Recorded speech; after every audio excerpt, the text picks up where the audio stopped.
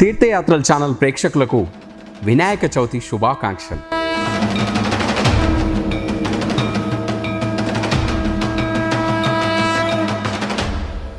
పల్లెల్లో వినాయక నవరాత్రులు ఎంతో వైభవంగా జరుగుతాయి. ఈ ఉత్సవాలను ఆర్భాటంగా చేయడం కన్నా శాస్త్రీయంగా నిర్వహించడం వల్ల ఆ ఏకదంతుడి అనుగ్రహం మెండుగా లభిస్తుంది.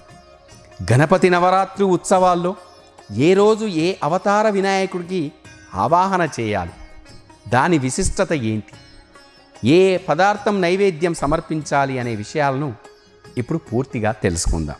మొదటి రోజున వరసిద్ధి వినాయకుడి ఆవాహన చేసి పూజించి ఉండ్రాళ్లను నైవేద్యంగా సమర్పించాలి. ఇంటింట వినాయక పూజ చేసుకోవాలి. వ్రతకల్పంలో భాగంగా పూజ పూర్తయ్యాక శమంతక ఉపాఖ్యానం వినాలి. చవితి నాటి చంద్రుణ్ణి చూసిన వారికి నీలాప నిందలు కలుగుతాయన్న శాపం నుంచి బయటపడడం కోసం ఈ కథ చదువుకొని అక్షితలు తల మీద వేసుకోవాలి. అక్షితలు మనమే ధరించాలి తప్ప భగవంతుడిపై వేయకూడదు.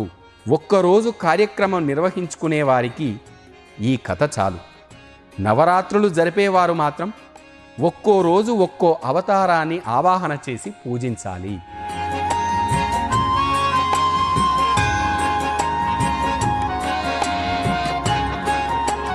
రెండవ రోజు భాద్రపద శుద్ధ పంచమి. వికట వినాయకుడిని పూజించాలి. లంబోదరశ వికటో అని వినాయకుడిని షోడశనామాలతో స్మరించాలి. స్వామిని వికట వినాయకునిగా ఆవాహన చేసి పూజలు చేసి అటుకులను నైవేద్యంగా సమర్పించాలి. కామాసురుడు మాయారూపం ధరించి లోకమంతటిని కామంతో ప్రభావితం చేస్తూ గణపతిని కూడా లొంగదీసుకోవడానికి ప్రయత్నించాడు. గణపతి ఆ మయూరాన్ని అణిచివేసి దానిని అధిరోహించాడు. నెమలిపై విహరిస్తూ స్వామిని చూసి దేవతలు మునులు మయూరవాహన వికట వినాయక అని స్తుతించారు, వేడుకొన్నారు. అటుకులు నివేదించి స్వామిని తృప్తిపరిచారు కూడా. రెండో నాటి పూజ ద్వారా సమాజం దుష్ట కామాన్ని వీడాలి అని తత్వం చెబుతోంది.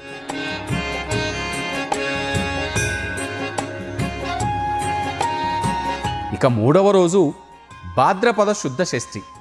లంబోదర వినాయకుడిని పూజించి పేలాలను నైవేద్యంగా సమర్పించాలి. క్రోధాసురుణ్ణి వధించిన లంబోదరుడిని మూడవ నాడు షోడశోపచారాలతో అష్టోత్తర శతనామావళితో గాని సహస్రనామావళితో గాని పూజించాలి. శుక్రాచార్యుని నుంచి సూర్యమంత్రం పొంది ఘోరమైన తపస్సు చేశాడు. ముల్లోకాలను జయించే శక్తిని, మృత్యరాహిత్యాన్ని, లోక ప్రసిద్ధిని వరాలుగా పొందాడు కూడా. ఆవేశపురిని రాజధానిగా చేసుకొని అతని భార్య ప్రీతి క్రోధాసురుడు కూడా మూషికాసురునికి సన్నిహితుడై లోకాలను పీడించసాగాడు. దానితో దేవతలు మునులు లంబోదరుడిని ఆశ్రయించగా ఆ లంబోదరుడు క్రోధాసురుని పీచమనిచాడు. క్రోధాసురుడు ఆ లంబోదరుడిని శరణు వేడాడు. ఆయన అనుగ్రహించాడు. దుష్ట శిక్షణాదులందు తప్ప నీవు లోకంలోకి రావద్దని ఆదేశించి ఆ క్రోధుని తన నేత్రాల్లో ఇమిడిపొమ్మన్నాడు. ఈ క్రోధుని కారణంగా ప్రజలు కార్యకార్య విచక్షణ కోల్పోతారు కాబట్టి ఎవ్వరూ వాని ప్రభావానికి లోను కావద్దని లంబోదర గణపతి మనుషులను హెచ్చరించాడు. మూడవ రోజు పూజతో భక్తులు క్రోధాన్ని విడిచిపెట్టడం కర్తవ్యమని ఈ పూజా విధానం చెబుతోంది.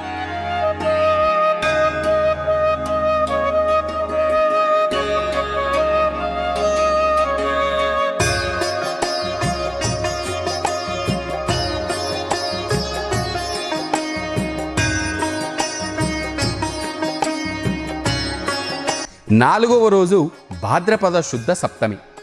నవరాత్రుల నాలుగవ రోజున గణపతిని గజానన వినాయకుడిగా పూజించాలి. లోభాంతకుడైన గజాననుడికి చెరుకుగడ నివేదన చేయాలి.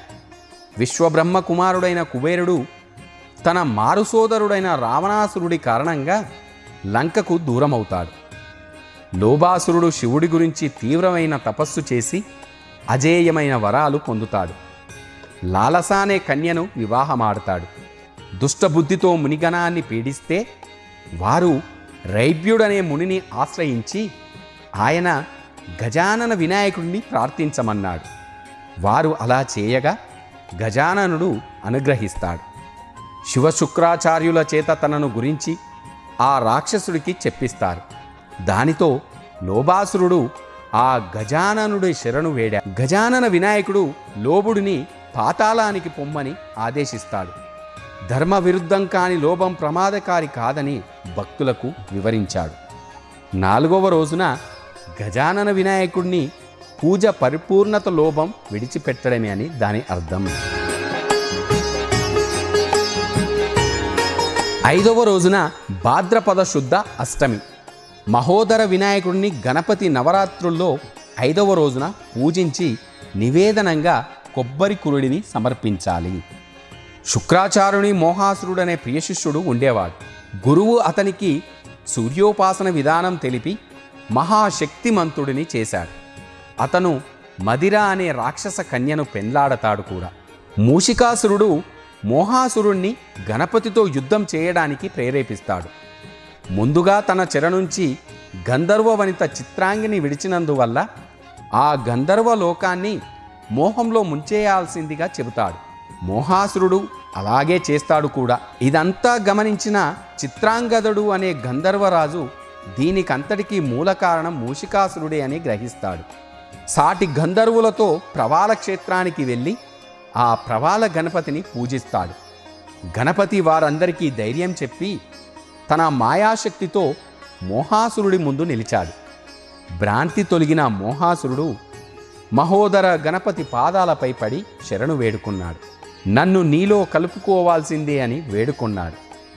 అతని కోరికను మన్నించిన గణపతి మోహాసురుడిపై దివ్యాస్త్ర ప్రయోగం చేయడంతో అతనిలో మోహం అంతమవుతుంది. ఆ రాక్షసుని దేహం నుంచి జ్యోతి వెలువడి మహోదర గణపతిలో చేరిపోతుంది. కాబట్టి 5వ నాటి పూజ పరమార్థం మోహాన్ని వీడి సద్గతికి అర్హులం కావడమే అని దాని ఆంతర్యం.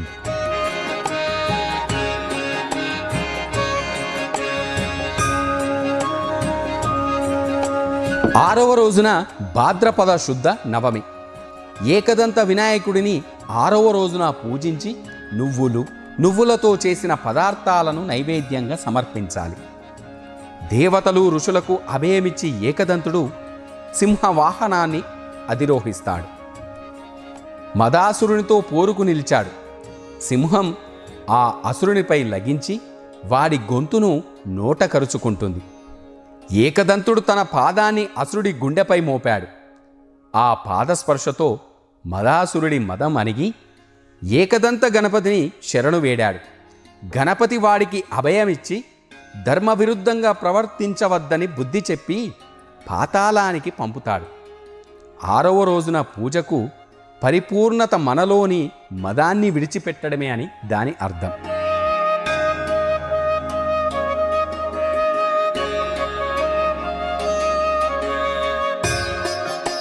7వ రోజు భాద్రపద శుద్ధ దశమి. వక్రతుండ వినాయకుడిని 7వ రోజు పూజించి అరటి పండ్లను వాటితో పాటు ఇతర రకాల పండ్లను నైవేద్యంగా సమర్పించాలి. మూషికాసురుడు మత్సరాసురుడనే రాక్షసుడిని గణపతిపై పోరుకు ప్రోత్సహిస్తాడు.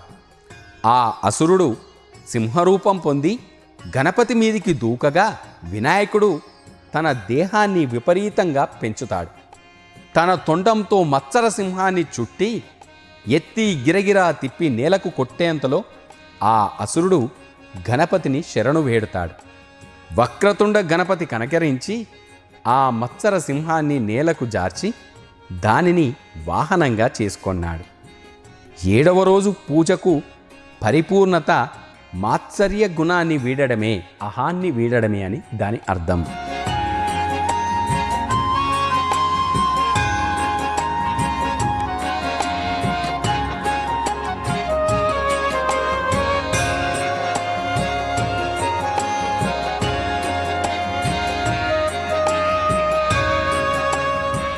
8వ రోజు భాద్రపద శుద్ధ ఏకాదశి. విఘ్నరాజు వినాయకుడిని 8వ రోజు పూజించి సత్తుపిండిని నైవేద్యంగా పెట్టాలి. విఘ్నరాజు గణపతిగా సాక్షాత్కరించిన వినాయకుడు తన వక్రతుండాన్ని బాగా పెంచి ముల్లోకాలలో వ్యాపించిన మమతాసురుడి విషవాయువులను పీల్చేశాడు. విఘ్నరాజు గణపతి ఉచ్ఛ్వాసల ప్రభావానికి మమతాసుర సర్పం కూడా తొండంలో చొరబడింది. దానిని తన నడుముతో చుట్టి చుట్టి బంధించాడు. గట్టిగా బిగించడంతో మమతాసర్పపు పాలుసులు నుగ్గు కాగా కూరలు ఊడిపడి రక్తధారలు కారజొచ్చాయి. అప్పుడు అసురుడు, గణేశా శరణు నీకు సోదరుడను, ప్రాణభిక్ష పెట్టు అంటూ ప్రాధేయంతో ఆ గణపతిని వేడుకొన్నాడు. అప్పుడు వినాయకుడు, నీవు నాకు వాహనమై నా పాదాల చెంత ఉంటావు అన్నాడు. పక్షపాత బుద్ధితో కూడిన మమకారం కూడా పాపకరణమే కాబట్టి, పైగా ముక్తికి ప్రతిబంధకమవుతుంది. అలాంటి మమతను వీడి ధర్మబద్ధంగా ఉండడమే 8వ రోజు పూజ ఆంతర్యార్థమని మనకు వివరిస్తోంది.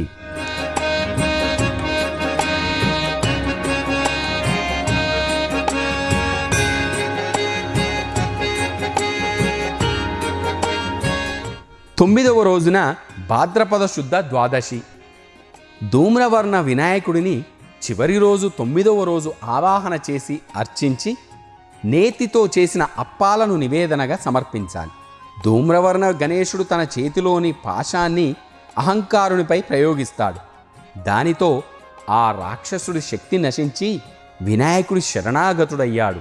గణేశుడిని అర్చించే వారి జోలికి రానని ఆ వినాయకుడిని వేడుకొని ధూమ్రవర్ణ వినాయకుడిని ఆదేశంతో పాతాళ లోకానికి వెళ్ళిపోతాడు ఆ రాక్షసుడు. ఈ 9వ నాటి పూజకు పరిపూర్ణత అహంకారాన్ని విడిచిపెట్టడమే అని దాని పరమార్థం. ఇలా 9 రోజుల పాటు భక్తులు ఆ వినాయకుడిని భక్తితో భక్తి శ్రద్ధలతో పూజించి నైవేద్యాలను నివేదించి భక్తితో వేడుకొని ఆ వినాయకుడి మెండైన ఆశీస్సులను పొందుదాం. ఓం గం గణపతియై నమః.